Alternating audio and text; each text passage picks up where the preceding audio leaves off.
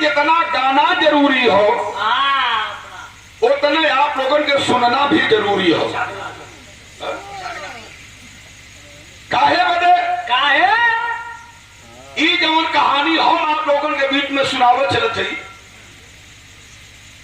एक कहानी के रामदेव हीरा बुल्लू पारस नाही गौलन,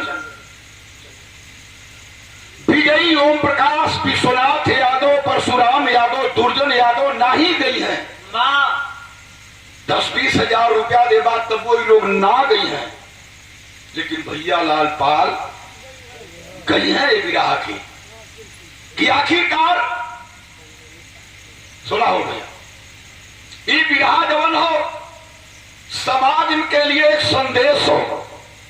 कलाकार खाली धून तर्ज तराना हंसी मजाक कजरवा टिकुलिया ही नहीं कहले, एक संदेश भी देता है एक कलाकार।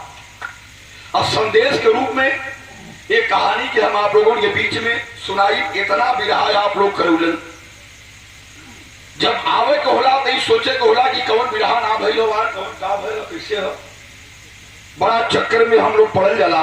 लेकिन आप लोगों के प्यार ऐसा है जे कहानी के सुन ले हो वो सुनिए, जे ना सुन ले हो वो कहानी के सुनी। और एक नया अध्याय यदि विराह आप लोग सुन ले भी होगा तो जवन आज हम आप लोगों के जानकारी दे शायद एक पहले आप लोगों के जानकारी ना मिलल हुई। वो मर्द के जुबानी ये कहानी हो। अब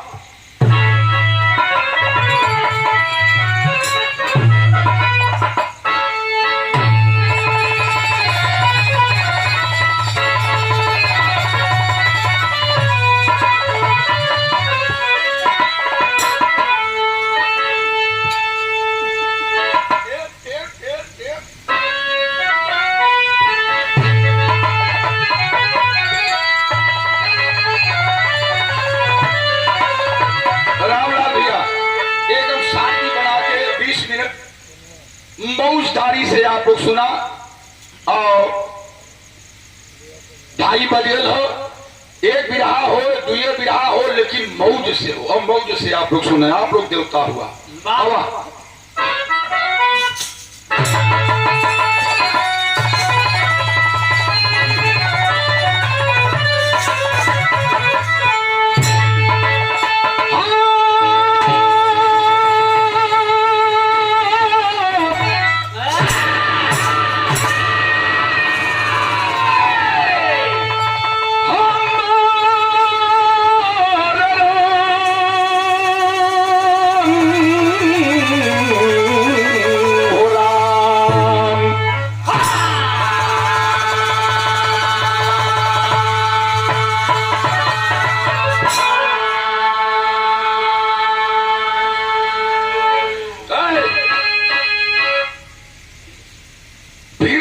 उठा के ला।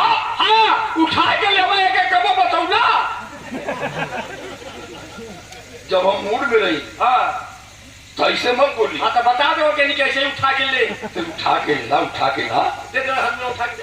अरे बाप रे बाप, हारमोनिया ना मांगती मतलब। हाँ हारमोनिया को पत्ती उठा के मांगती। हाँ तो ऐसे ही खोल के मांगल कहीं।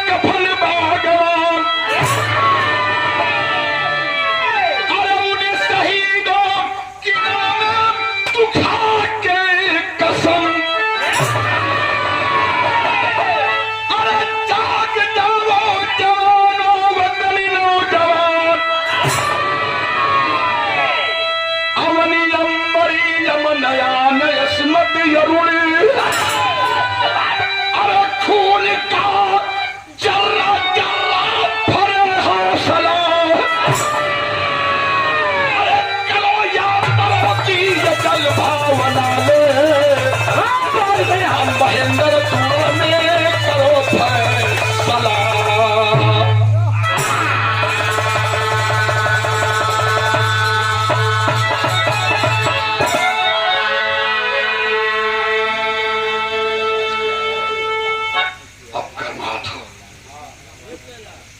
सोचल तनी गरम होई पट्टी। देखा जरा ना। ए भैया नारा लगल करो या मरो। हमारे बड़े भैया घराती मलिकार की ओर से श्री जनार्दन पाल बाबू सादर 100 रुपया वीर भाव को प्रणाम हो। तर्ज हो मास्टर, कौन तर्ज हो?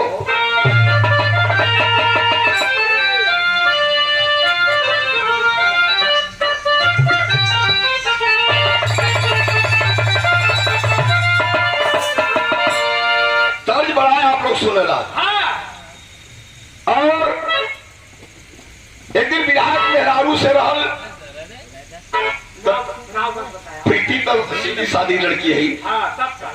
एक लड़की बड़ी दुष्ट है। हाँ दुष्ट है। कल सीरे पहलवान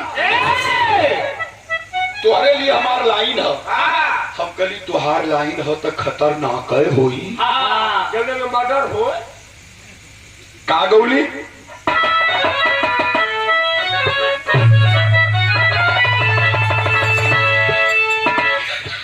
कहमन बाहर दे दे।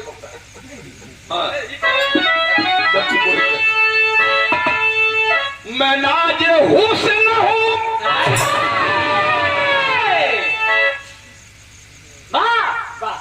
बारे नाके पुछ। अरे नाके जेकरे ठीक आ हम देखा था। अरे प्रीति जब ठीक आवे तब मुंह को रुमाल रख दिली। अरे पगली हम थोड़ा कहते कि तो के होगा था तोरे हो गए ठीक गईले पर याद आ जाला कोरोना सक्रिय ना वो लेडीज पहले कहा मैं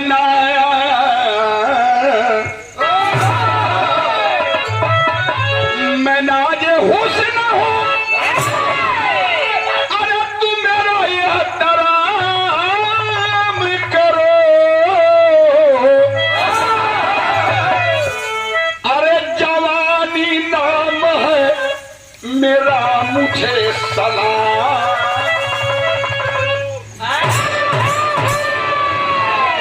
हम खराब है अब तो भूजा फड़के लगल। हम कली मैडम सलाम करूंगा, एहतराम करूंगा, जो कहोगी वो करूंगा, लेकिन हमारी शर्त है। कब करूंगा दिन नहीं बताऊंगा। शर्त क्या है? तुझे सलाम करूंगा मगर एक काम करो। भागे पहलवान, तुझे सलाम करूंगा मगर एक काम करो। अरे तू अपनी मस्त जवानी हमारे नाम करो। तू अपनी मस्त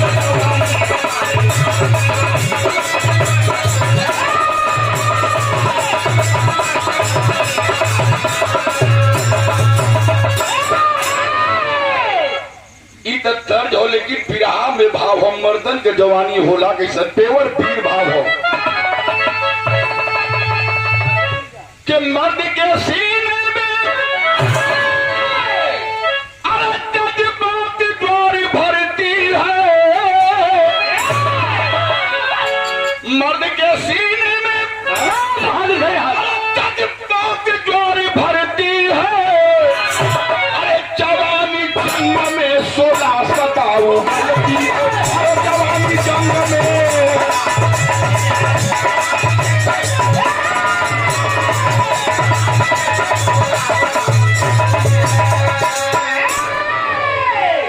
तो सामने मौत भी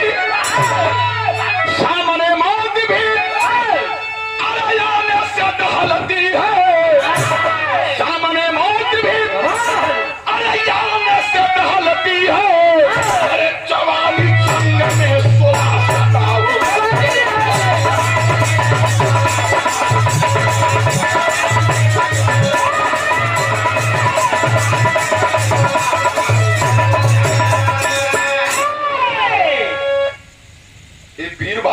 हमारे छोटे भाई श्री रामलाल पाल सादर 100 रुपया पुरस्कार। बहुत बहुत आशीर्वाद, माँ दुर्गा आपकी रक्षा करें। हमारे देश के फौजी जवान और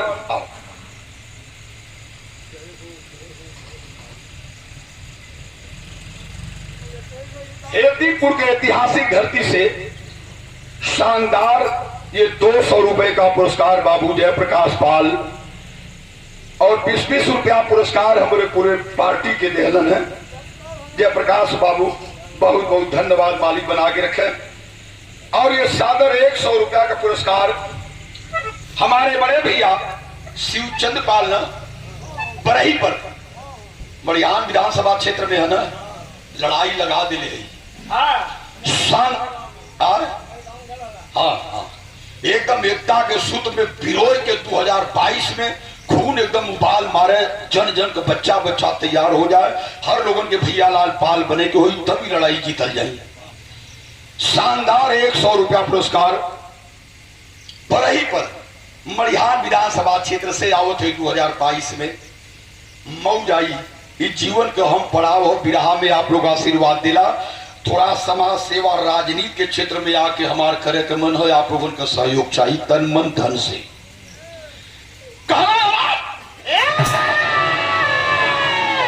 अच्छा ये कहानी कहाँ कहो कहाँ का बहुत लोग जानत भी हुई हैं। तनी बुल्लू गुरु जी वाली पेड़ की रही पट्टे बारे विनोदो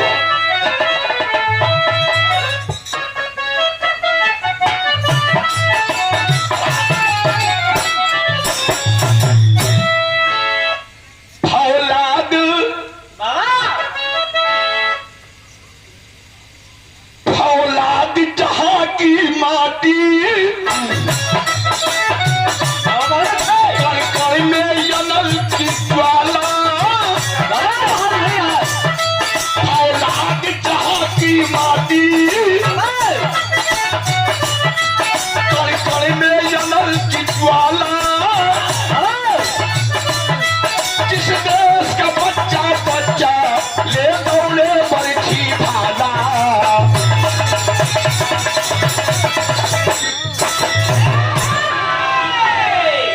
कहानी कहाँ का हो कहाँ का काशी की पावन धरती,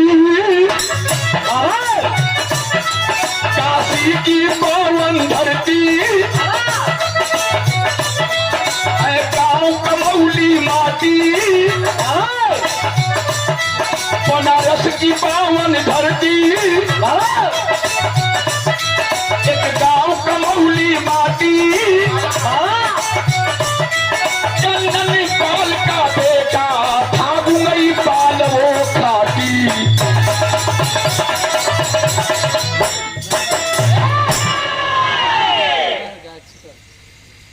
काशी नगरी में आप लोग जानत होगा एक गांव कमौली, कमौली गांव का रह वाले बहुत सीधा सादा आदमी जेकर नाम जन्नन पाल। जन्नन पाल के वो गरीबी में मात्र एक बेटवा जो बेटवा का नाम गुंगई, और जब गुंगई 8 साल का रहला तनी उड़ा देते पट्टे दुलाई।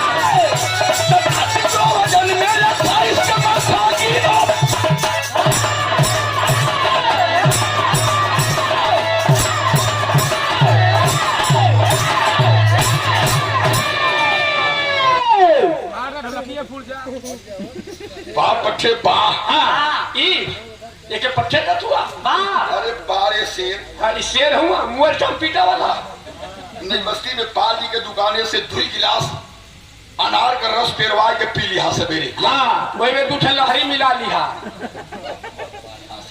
अब 40 रुपया कम हो, 70 रुपया के मिलत हो। तनी बात के समझ ला। गुंगई पाल 8 से 10 साल के लड़का हो, लेकिन बड़ा तेज हो। हाँ बड़ा फौलाद मती हो। नाचल करे नाचल। हाँ एक दिन गौवा के 2 ठे आदमी पहुंचल कनो ये जनन चच्चा। तुहार लड़का 10 साल का गुंगैया हो। गैया गोरू चलावे जाला तो अपने से दूना लोगन के पटक दिला। हंसा लगलन जन्नन चच्चा, हंसा लगलन कहना बाप। दोनों आदमी कहना सुना गुंगैया के खड़वा पकाए न बेजल करता। अच्छा तो दिमाग काम करे लगल जन्नन चच्चा कर। और रात कैसे हूं बीतल, जब सबेर भयल और जब सबेर भयल भैया अपने बेटवा गुंगई के जगौलन है जन्नन पाल। कल बेटा उठा लाल 10 साल का लड़का आंख निस्तर को उछल कर इसकी कहा बाबू कल जा मैदान करके आवा। जिसका बुला करके घुमई आके खड़ा है 10 साल के लड़का। बाबू जन्नन पाल कलाई पकड़ के लेके चल दिया ना। कहा चला विदेशिया का भाव, बड़ी सुंदर दुराई कवि का कविता ही हो।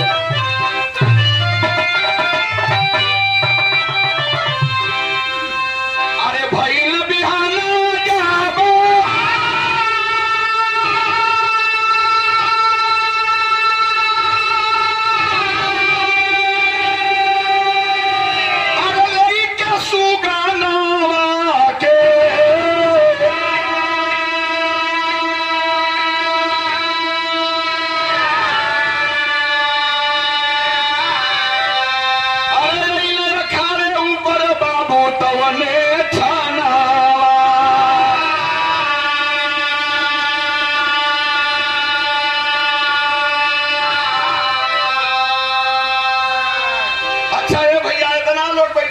पहले हरे गाँव में 1-2 अखाड़ा चले।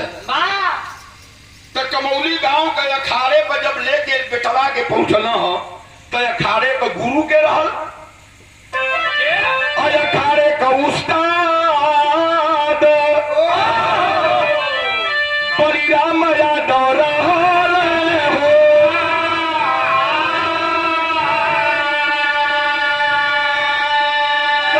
हमारे बेटवा के हो बना दो पहलवानवा।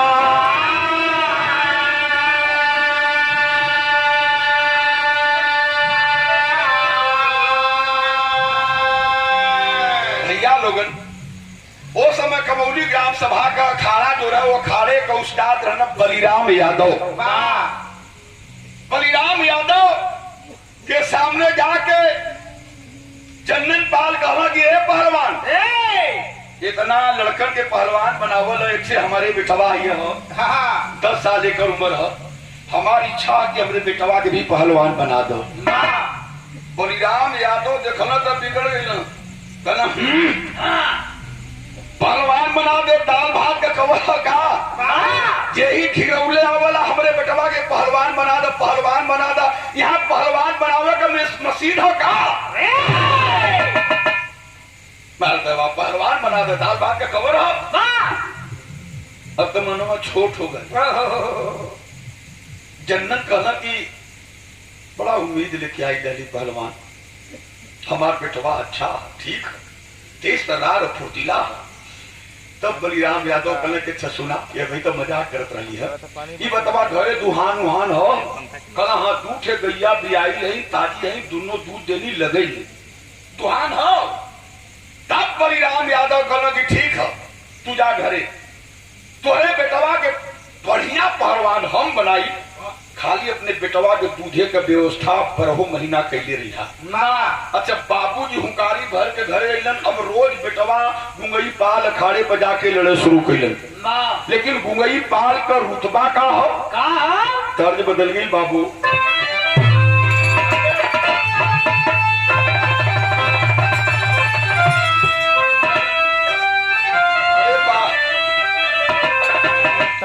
वही दर्द में किया रे हमारे बाजे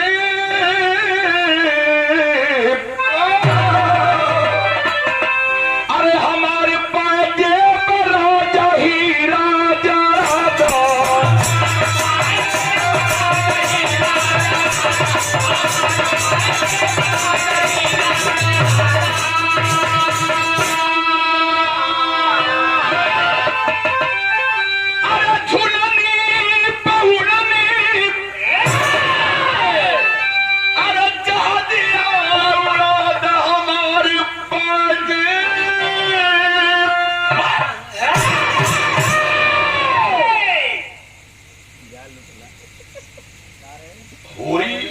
भैया ना दिखा तू उन्हें कहला कि पहलवान हो गई पहलवान के बिरहा गावत हुआ हाँ हाँ तो उन्हें भी ताकि बोल दिया याद रहे बहुत जल्दी सब नाव सुन के मिलेला लेकिन जब कुंगई पाल लड़े शुरू कइले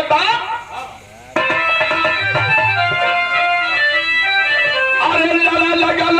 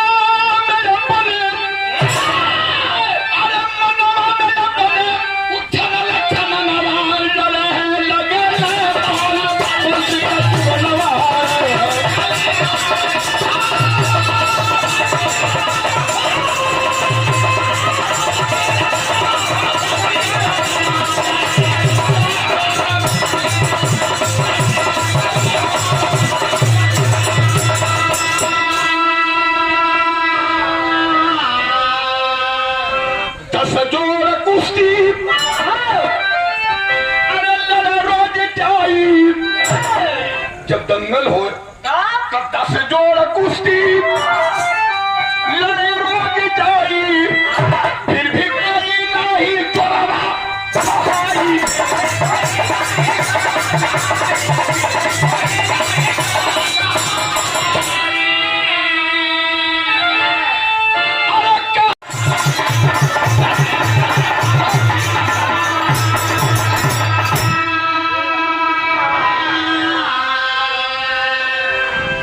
मालिक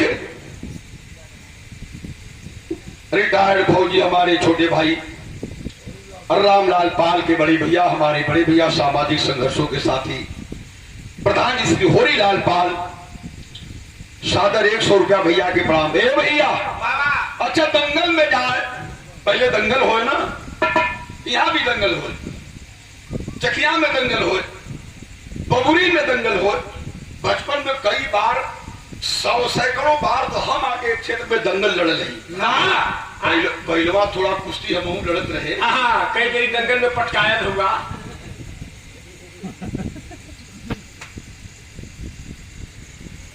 पहलवाना के हरदम पटका जाए कुकुरन का पोंछ के तनो तेले में घी में डूबो दा लेकिन सोच न हो सोच होबे न करी ना बतावा को मेरी पटकले होगा कोई करंट लगा देता काहे पटका ए भैया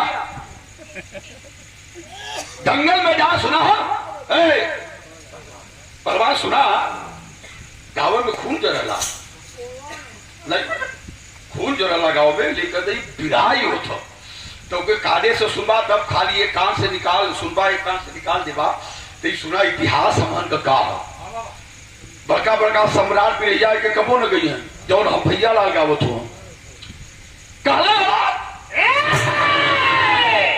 ये कैसे हुई जंगल में जाए एक जंगिया निगोटा चढ़ौले 12-14 साल की उम्र होते होते 8 जोड़ कुश्ती लड़े 10 जोड़ कुश्ती लड़े गुंगई पाल हमसे खुद बतौले रहा आज के 2500 साल पहले कहना भैया का तो उसे बताई बेटा जमुने दंगल में जाई एक जंगिया निगोटा चढ़ाए के 5 जोड़ 6 जोड़ 8 जोड़ 10 जोड़ कुश्ती लड़ी और लड़के घरे आई पटक के आई और जमाने में जो पुरान आदमी हुई जानत हुई वो जमाने में जितना उस्ताद लोग रहे सब यह बात कहें कि सबसे लड़ लिहा दंगल में, लेकिन गुंगैया से लड़े बदे सामने मत जाया। गुंगई से लड़िया मत। अपने चेला के लोग यह दिखाना समझावे और नहीं पानी उतार ली ना, करेंट हो, करेंट बिजली हो। अच्छा धीरे धीरे धीरे धीरे 16 साल उम्र होते होते गुंगई पहलवान के इतनी चर्चा होने लगल। पूरे बनारस काशी क्षेत्र में गुंगई गुंगई गुंगई गुंगई गुंगई गुंगई गुंगई चारों तरफ गुंगई का चर्चा होने लगल। हाँ, लेकिन एक दिन एक घटना घट जाता। गुंगई के साथ एक सबेरवा का समय घटना का घटल। कौन दर्ज हो बाबू?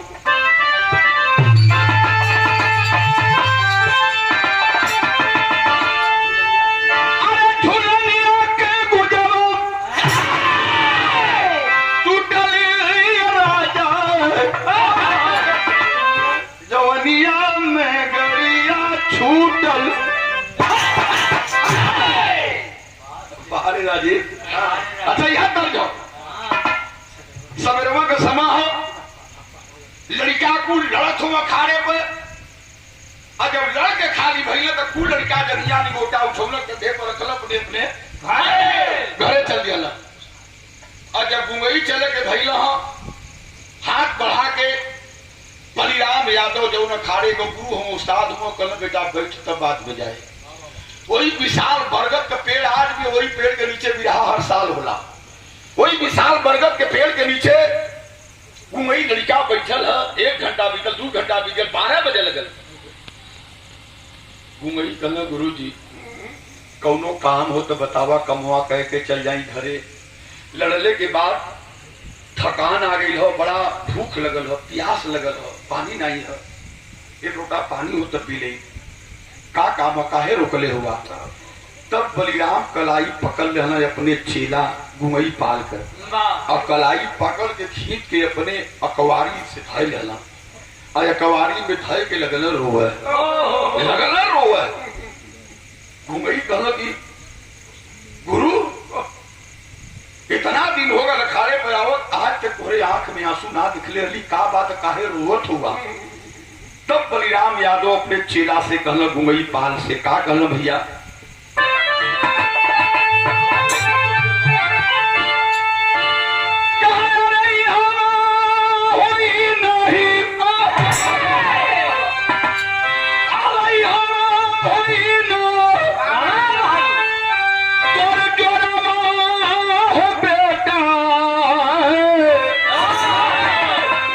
नामी पंडा काला खड़ा हो बेटा।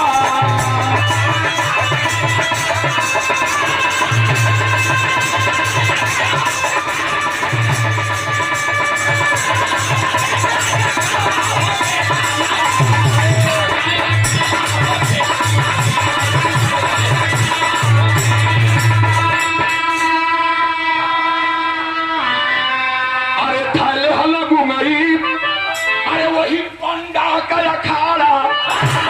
थल हल गुंगई, अरे पंडा का अखाड़ा। काशी में गूंजे लगल जय जयकारा।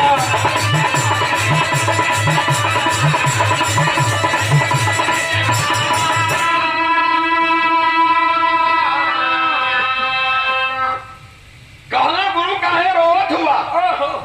बलिराम कहना बेटा कोनो बात ना, आज तक हमारे अखाड़े में आके लड़ला, लेकिन काली से हमारे अखाड़े में लड़े बदे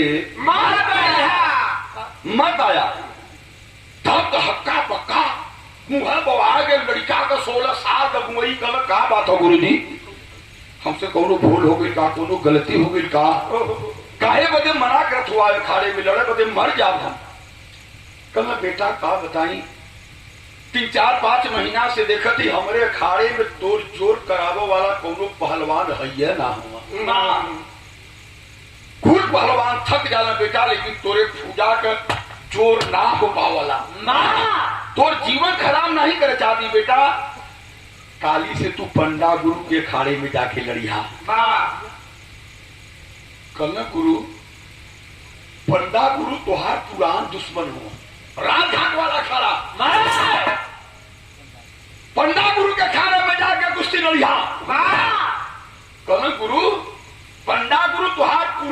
दुश्मन हुआ, जानी दुश्मन हुआ। ना और अपने चेला के भेजत हुआ पंडा के खाड़े में लड़े बदे, ए उस्ताद हम लड़े बदे जाओ, कौनो बरियार पहलवान से लड़ाई के हमार कमरिए तोड़ दी है पंडा गुरु, मर जा घरे बैठ जा गुरु जी, हमें मत भेजा।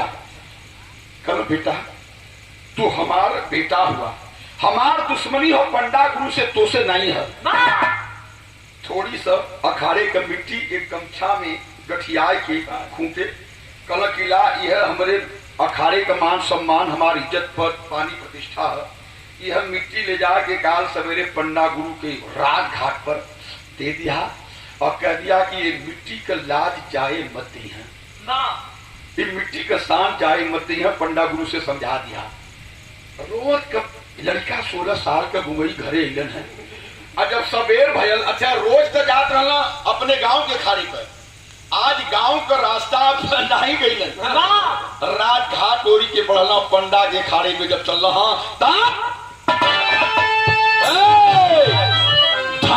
घुमाई, अरे पंडा का अखाड़ा, अरे काशी में गूंजे लगल जय जयकारा।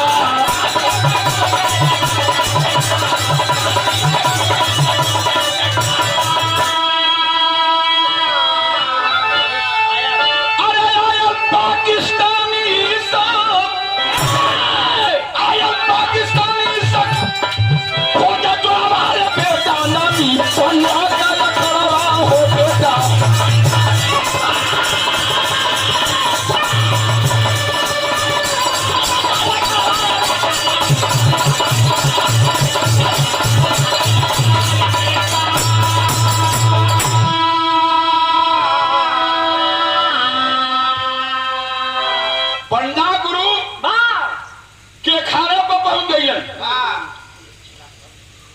कुल चेला लड़त हुआ ना, अखाड़े पर एक लड़का पहुंचल कलश की, हे गुरु आयल है।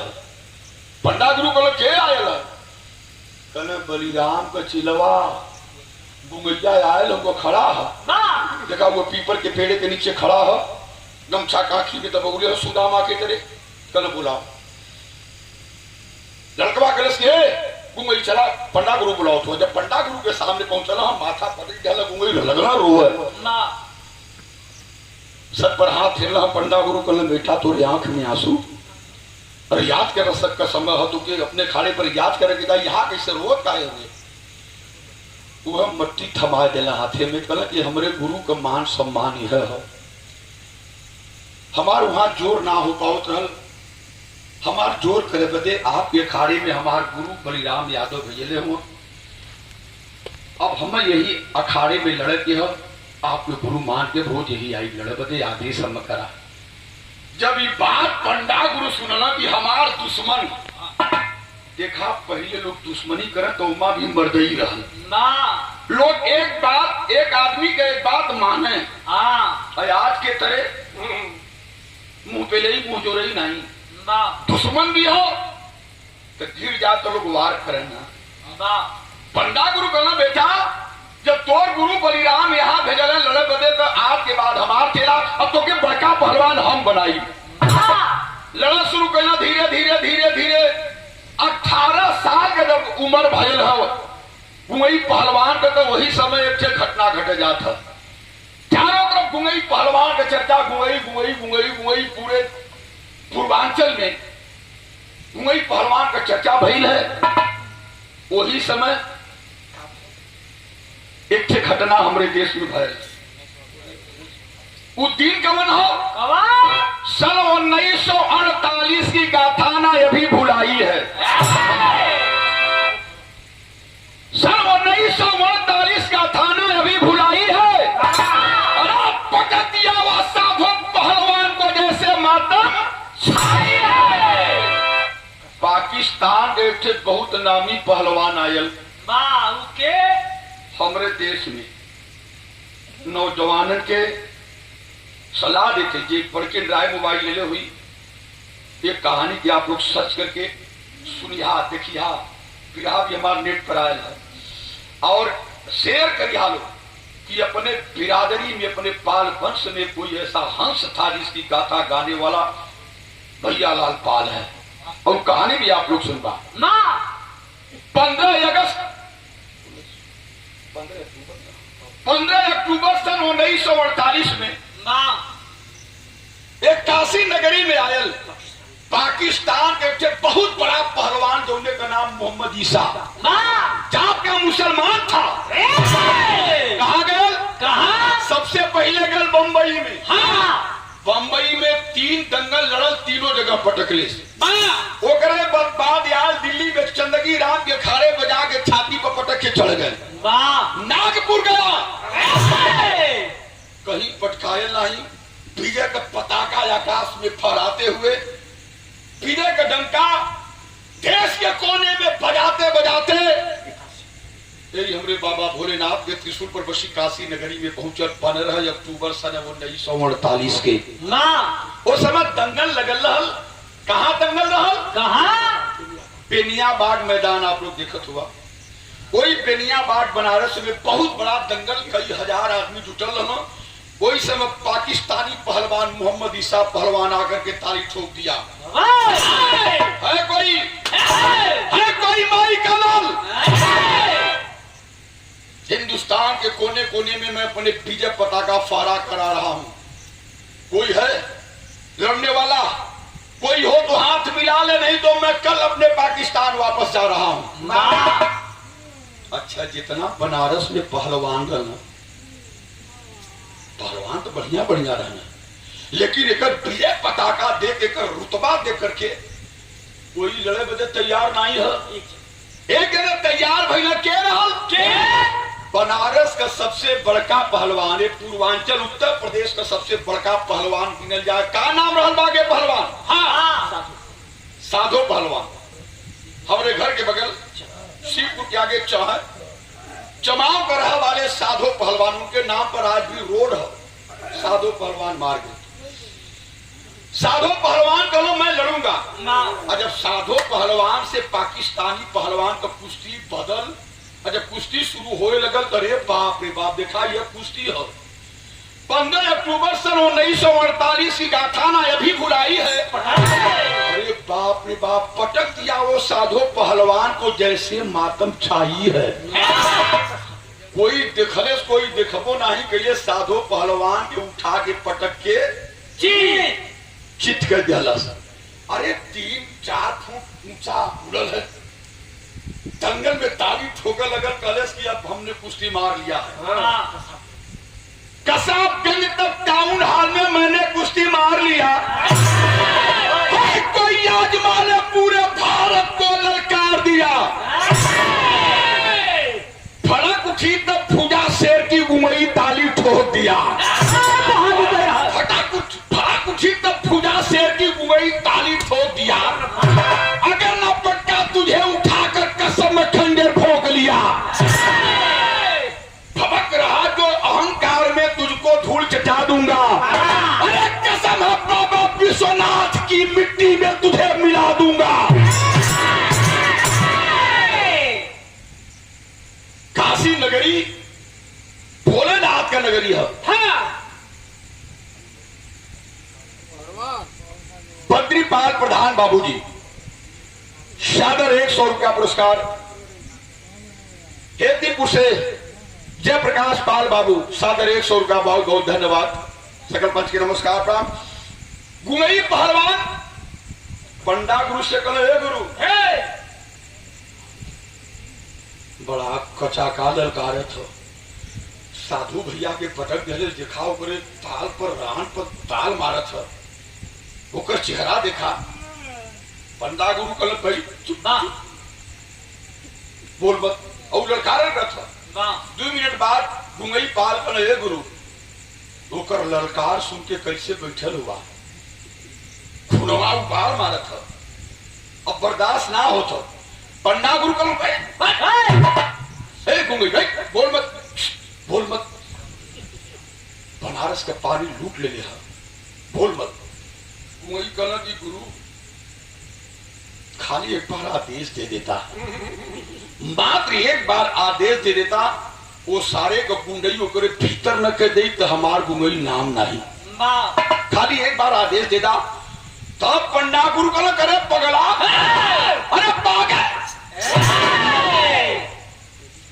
अरे वो पहलवान हो रे, काजू पिस्ता बादाम दूध मलाई रबड़ी खैले पियले हो रे, वो पहलवान हो।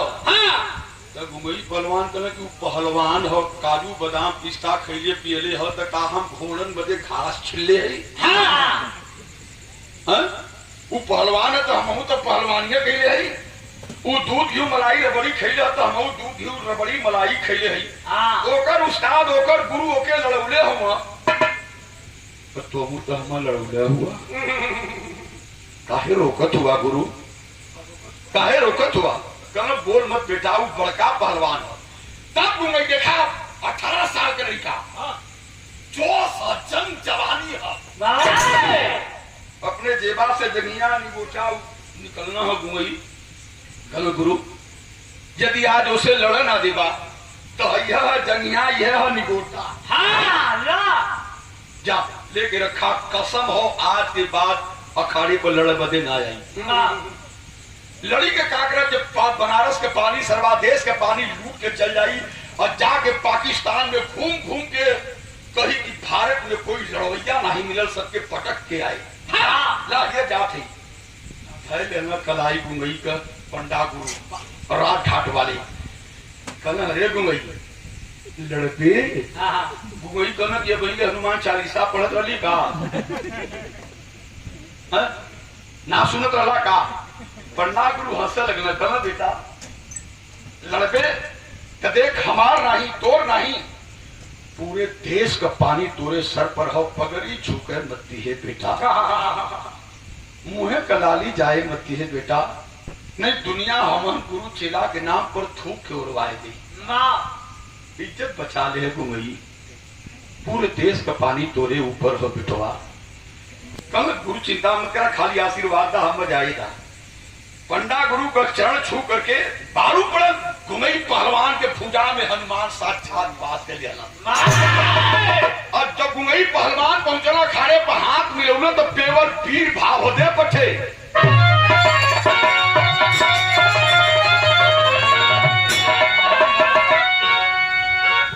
पेवर पीर भाव हो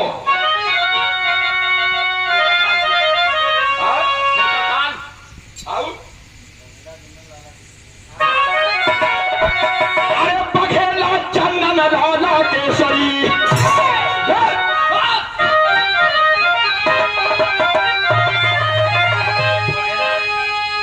अरे बघेला चंदन वाला केसरी, ए भैया लगन बघेला चंदन लाला केसरी, अरे छोटा ताल जंग में पाल बस का लाला।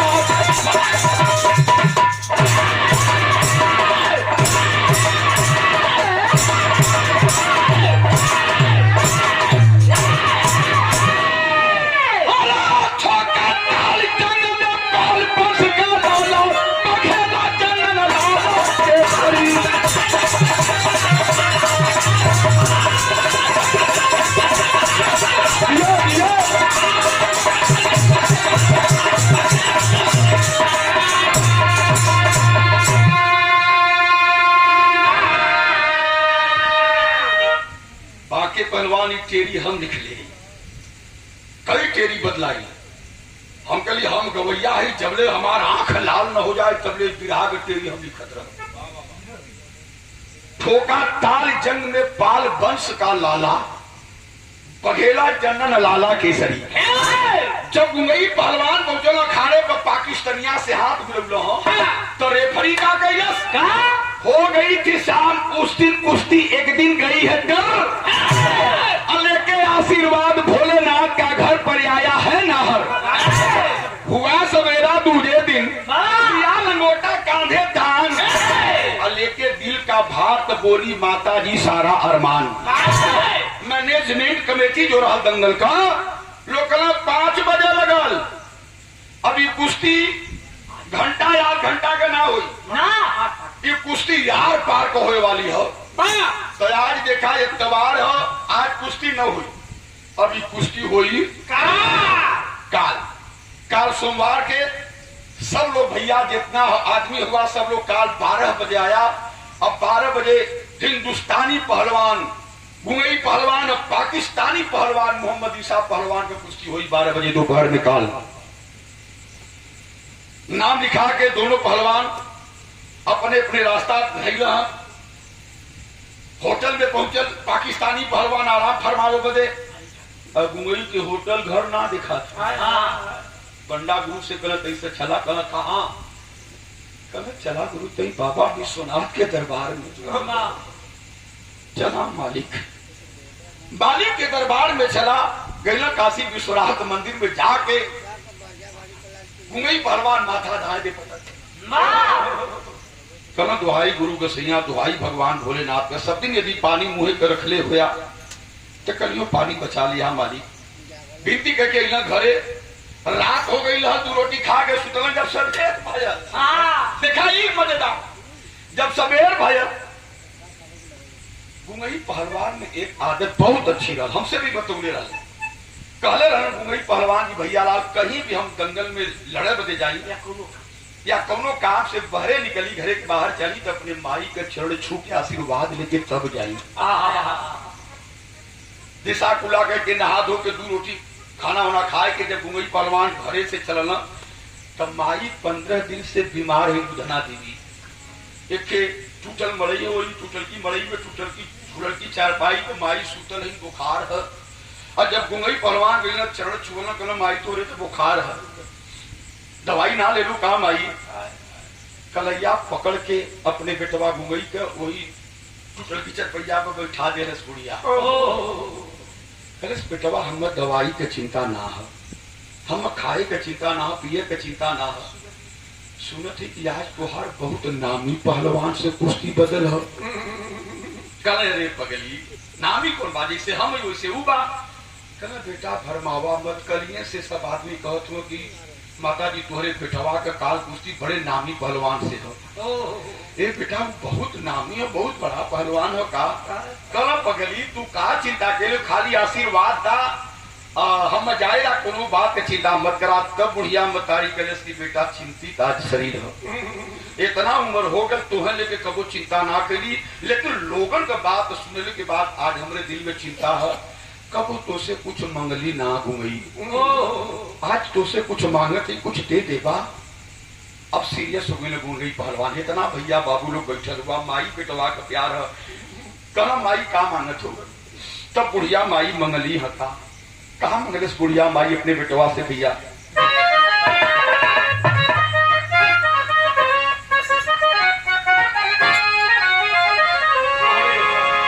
माई कहला से कि तोहरे पलागल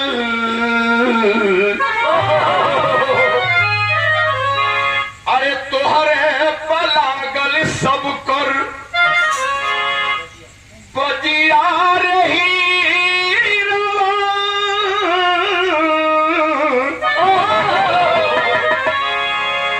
अरे तोहरे पलागल सब कर बजिया रही हमरे दुधवा का खली है लजिया रही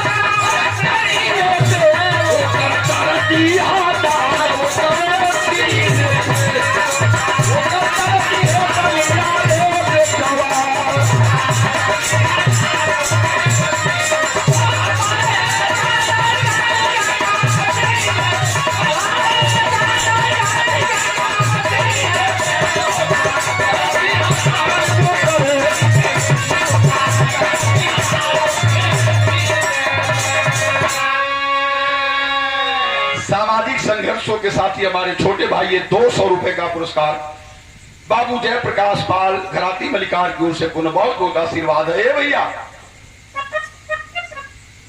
दूधे का लाज बचा के आया बेटा, कुछ कह न जा।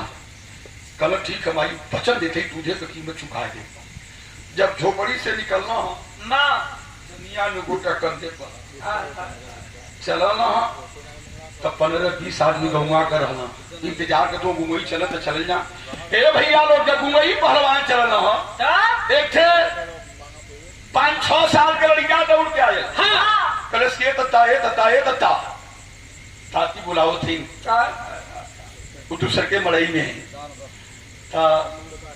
गुंगई पहलवान के औरत मालती देवी का 7 दिन पहले गौना होके घरे में आई रही। 7 दिन पहले अब वही मालती देवी दुल्हन से वही दुल्हा का मुलाकात देखा। पहले के जमाने में कितना अदब रहा, कितना औरतन से लोग बच के रहे, जे पहलवानी करे, जे गायकी करे, जे बिरहिया रहे, जे पहलवानी खिलाड़ी जे रहे, मेहरारू से बड़ा बचाए के रहे। अब के जमाने उल्टा हो गया। 7 दिन हो गए हो गौने अले, लेकिन वही गुंगई पहलवान से मुलाकात पहुंचल। इतने पर ले घूघट कढ़ले कोई झोपड़ी में ही बड़ई में ही इतने पर से घूघट कढ़ले ही गुंगई पहलवान गईला कहना का हो का बात है का बोलौलू है। मालती देवी दुल्हनिया हंस के बाबू भैया कह कि सैया जात हुआ लड़े बदे माई के बात सुन लेला। हमार तुहार पति पत्नी का रिश्ता हम अर्धांगिनी तुहार है। हम हूं मुझे बात कही मनबा कल कहा तू का कह चाहत हो। तब दुल्हनिया हंस के कहे लगल कि तोह के कसमिया राजऊ। दुल्हन कहा कि तोह के कसम देई से ढूरावा ये साजना। अरे आया पक्का के वो के घरवा हो साजना।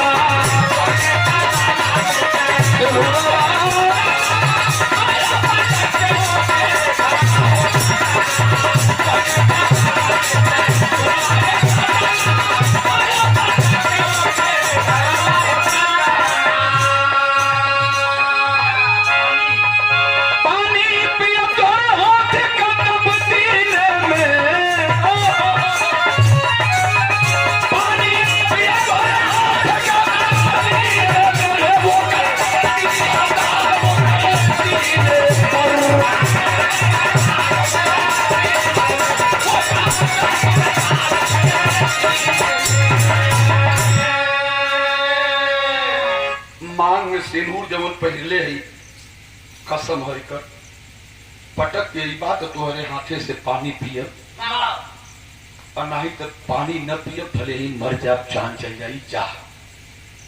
तो ही शक्ति दी गुंगई पहलवान दुल्हन का बात सुन के माई का बात सुन के शरीर होकले ना रुकत मालूम पड़ता कि शरीरिया फट जाए चाहला बाबा चल देना। जब एक कनिया बाग मैदान में पहुंचल हुआ तो गुंगई पहलवान का रुतबा कहा पेवर वीर रस का भाव कौन तरह दे बेटा।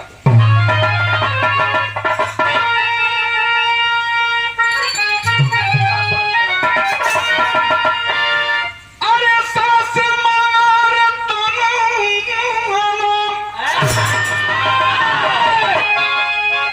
नदिया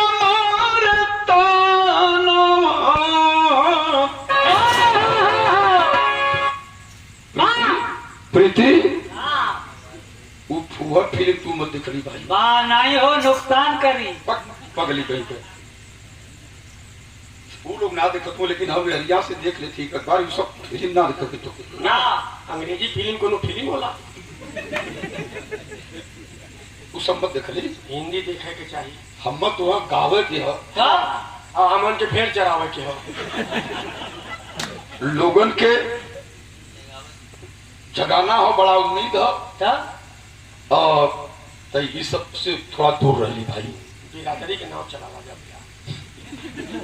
यह अंग्रेजी फिल्म देख के बिरादरी के नाम चली तो तू लोग समझ सका नहीं वो सब थोड़ा काम है। ये का हो गला वही पहलवान अखाड़े पर चलन है केवल पीर भाव देत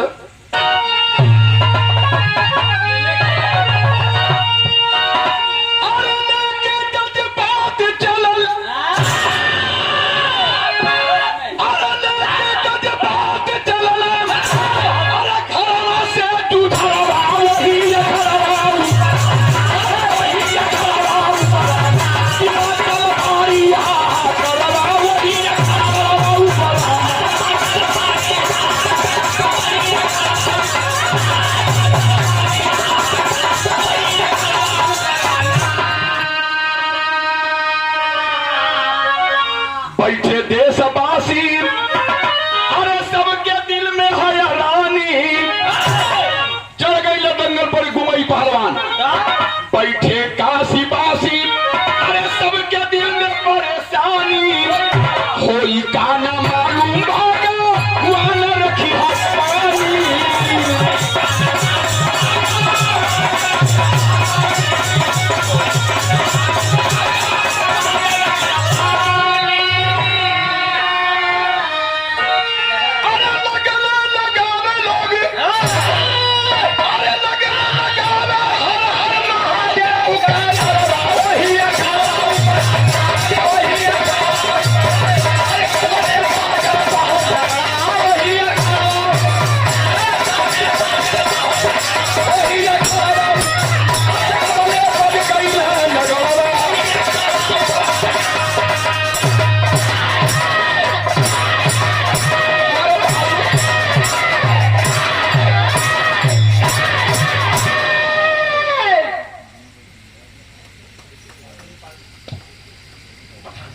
बाबू बद्रीपाल प्रधान जी क्रमशः ये 100 रुपया पुरस्कार आपके प्रणाम हो और 100 रुपया पुरस्कार सामाजिक संघर्षों के साथी हमारे छोटे भाई बाबू रामलाल पाल जी प्रधान जी का छोटा भाई हमारा भी छोटा भाई बहुत बहुत आशीर्वाद सभी लोगों को नमस्कार प्रणाम हो गए पहुंचना खाने पर उस समय हमारे दादा हमारे पिताजी के पिताजी दंगल देखा गए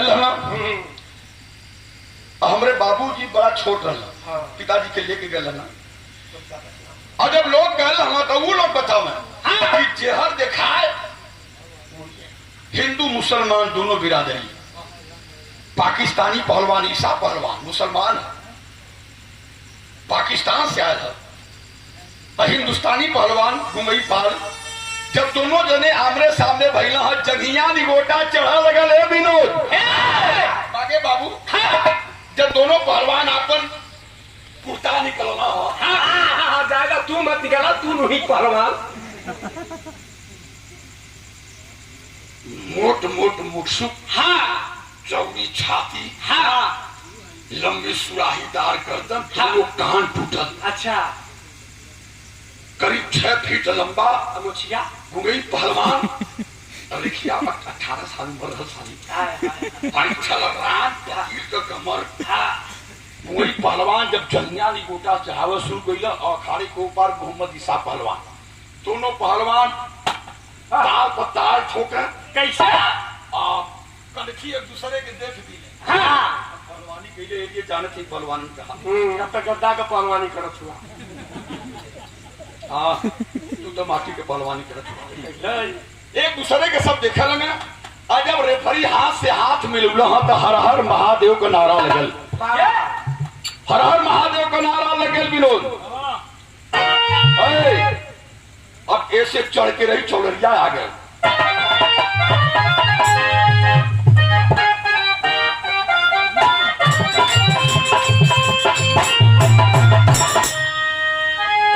देखा जब ले वीर रस बिरहा में ई धूल नहीं हो जाला तबले हमरे पेटे के पानिया नहीं पचला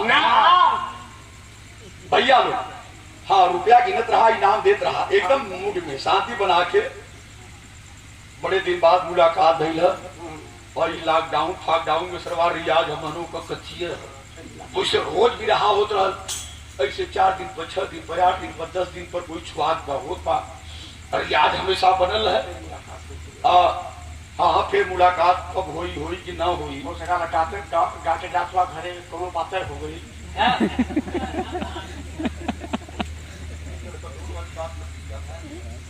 पागल मती बात कर।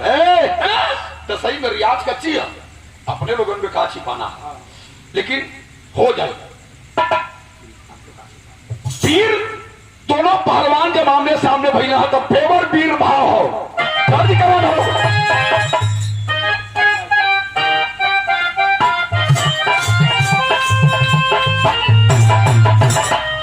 वही दर्ज में किया रे पारी उमर कमर लटक कनिया।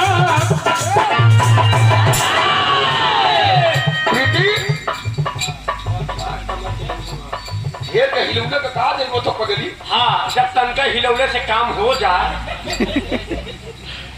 ढेर का ऐसे ऐसे हिलौने से क्या फायदा ना, धीरे धीरे खाली। हाँ ये दर्ज बड़ी में जोड़ हो। अरे पारी पैसा ले ला।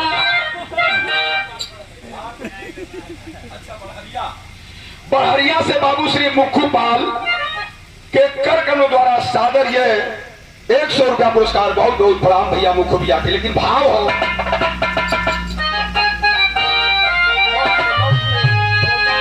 अरे पारी उमर कमर लचकनिया, पारी उमर कमर लचकनिया, पारी खिंचानी हुर के पारी आरी का झूले झूलनिया।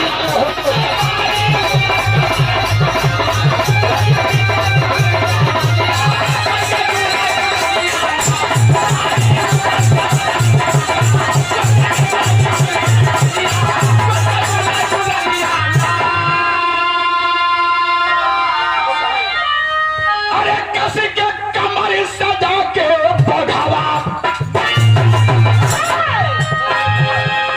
अरे कस के कमर सजा के लहर पहलवान हो जवानवा, अरे कैला चलना हो।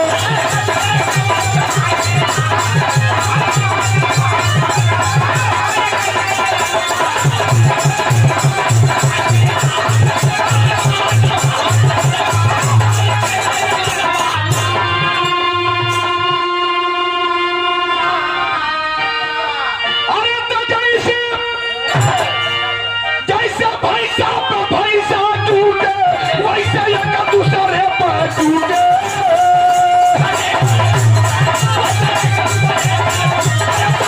लगा घुमाने लगा घुमाने।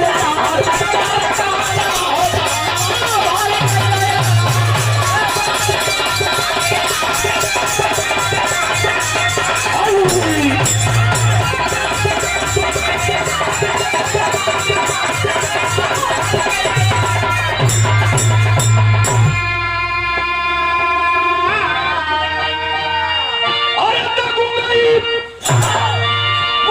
चाचा काम लगाया, काला टंगा पे टंगा नचाया।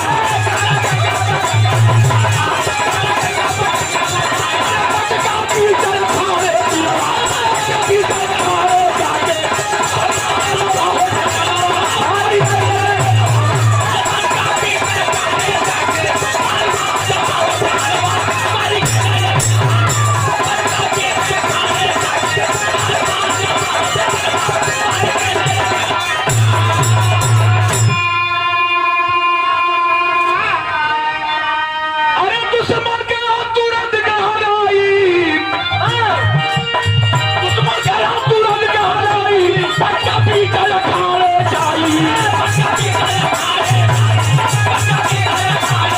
अरे ताली बजा होला, ताली बजा होला।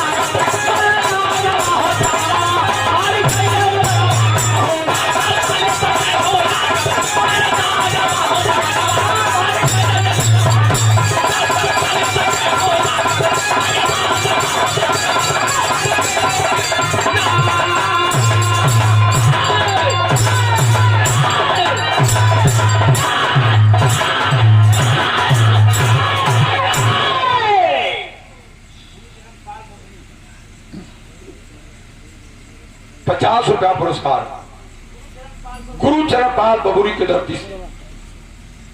भैया के प्रणाम। याद रहे बाजा दांव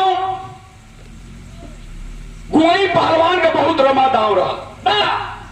3 मिनट भीतर भीतर साली बाजा दांव को घुमा के उठा लेना जे पहलवानी कैले हुई थोड़ा उ जानत हुई साले। बाजा दांव को उठा के सीने के बरोबर लिया के लगना चकरी मती नचावत नचावत नचावत नचावत नचावत नचावत नचावत नचावत अब वो करे चकरी आ गए। पूरा पश्चिम उत्तर दक्षिण हो गए समझ में ना हो तो खाली चकरी के तरह पहलवान घूमत हुआ नचावत हुआ नचावत नचावत हाथे से जहां पकड़े हुए मजबूती से पकड़ के और झटके से रोक के उठा के पकड़ो चारों खाना चित हो गल पाकिस्तानी। घूंगई पहलवान उछल के यह छटुना रखना ऊपर छाती पकड़ पोल पट्टे अब कौन दांव लगी। काशी में ऐलान कर दे बोले बोले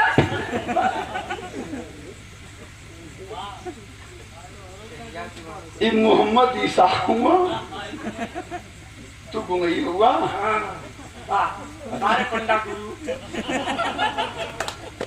अरे बाप रे बाप हाथ जोड़ करके बकाए लगे।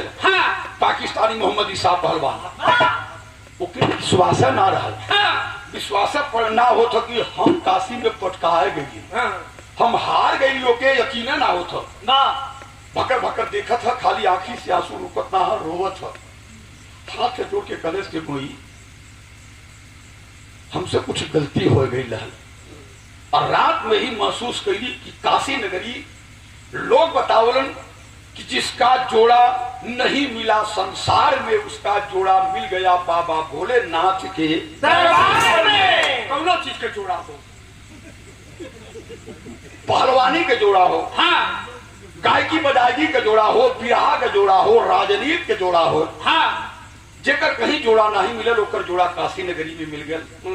कहे कि कल रात में ऐलान करके जब होटल में अपने गई तो रात में हम देखली स्वप्न देखली कि ईसा पहलवान तुझसे गलती हो गई। तू अहंकार में आकर के पूरे हिंदुस्तान को लकार दिया वो भी काशी नगरी में आकर के इसका खामियाजा तुझे भुगतना होगा। कह कि हम तो रतिये में हार गई लही लेकिन धन है तो गुंगई पहलवान धन है वो तेरी माँ। उस माँ को एक बार दिखा दे गुंगई जिस माँ ने अपने छाती का दूध पिला करके तुझे इतना बलवान बनाया। माँ उस माँ का एक बार दर्शन करवा दे मेरे भाई गुंगई। उस माँ के चरणों की मिट्टी अपने माथे पर मैं लगाना चाहता हूँ गुंगई। कहना ठीक है। गुंगई पहलवान जब पटक के खड़ा भैया से हाथ जोड़ के आज क्या के पहलवान हो एक हाथ से कुश्ती पटक देते हो अच्छा जोड़ों पर छूट जाता हो उछड़ा लगा छुआ कि जोड़ करा देगी पटक देली जैसे मेरी तो क्या पटकले रही। लेकिन हम पंडा गुरु जब देखला अब बलिराम यादव जब दोनों गुरु देखला कि हमान के चेला पटक देले से का कइला हम अब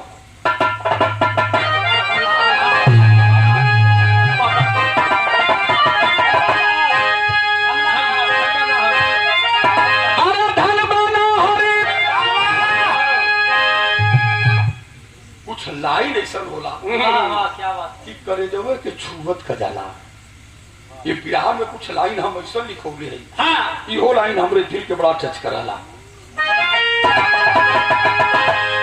अरे धन बना हरे धन तोहरो जवानी पानी काशी का हर हर बम बम गूंजा लागल पानी पानी काशी का।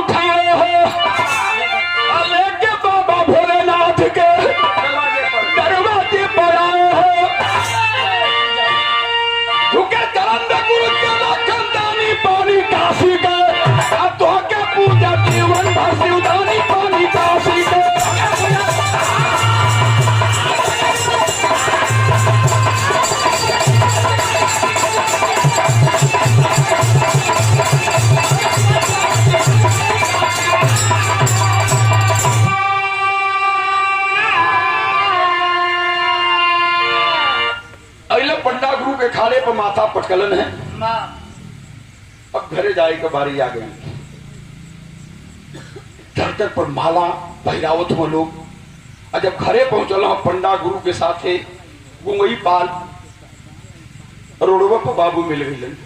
रात 9 बजे बाबू जब देखला भेड़ चरावे वाला बुढ़वा बाप जन्नन पाल देखला कि हमार बेटवा देश के पानी बचाए के आवत हो। छाती से लगेलन है। कितनी बढ़िया लाइन हो।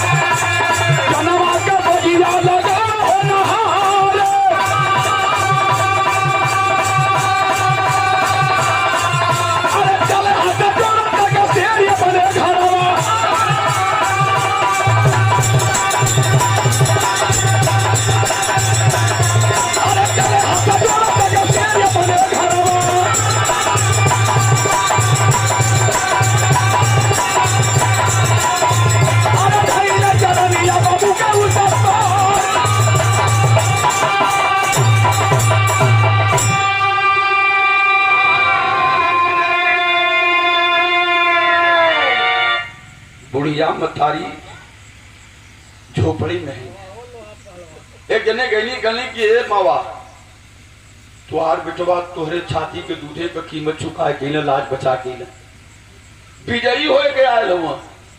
माई गली के हमार हथवा पकड़ के तई सब बहरे ले चला हमरे लाल के दिखा दे तू बहनी।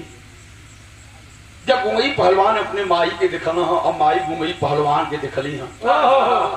कैला अपने माई के चरण छुओ बदे माई छुप गई। कली बेटा छतिया तू ना कर दिले बेटा। इससे बढ़ के दुनिया में पगड़ी के का चाहिए। माई रोवत है खुशी के आंसू हो। आज बेटवा इतना बड़ा सपना पूरा करके आयल तो माई कहली है बिरहा के अंतिम निचोड़ लाइन है।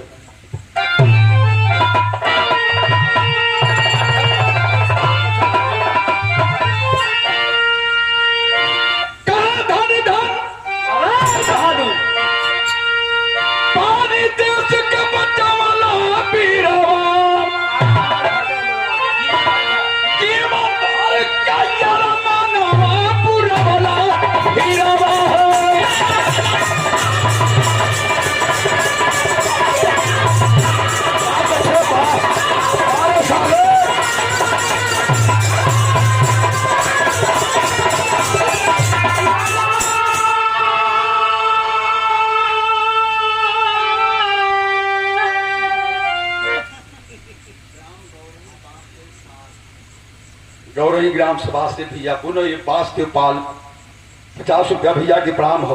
लेकिन याद रहे गुमई पहलवान चल गई, पंडा गुरु चल गई। पहलवान जो पटकायल और हारल है वो चल गए। वो जमाने के इक्का दुक्का आदमी कोई होई बुढ़वा ठेलवा। लेकिन कायम राज घाट का अखाड़ा ना भुलाई। जब न रही चाँद नाम गुमई का गवाई।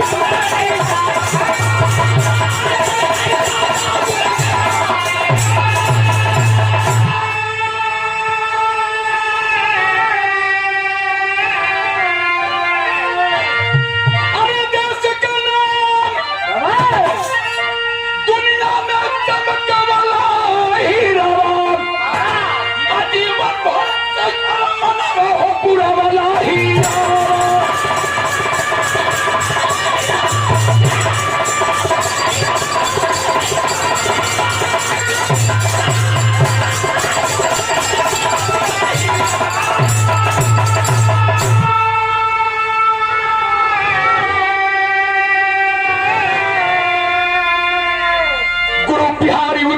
अमर लोग के बासी अमर लोग के सौके दारू बसे न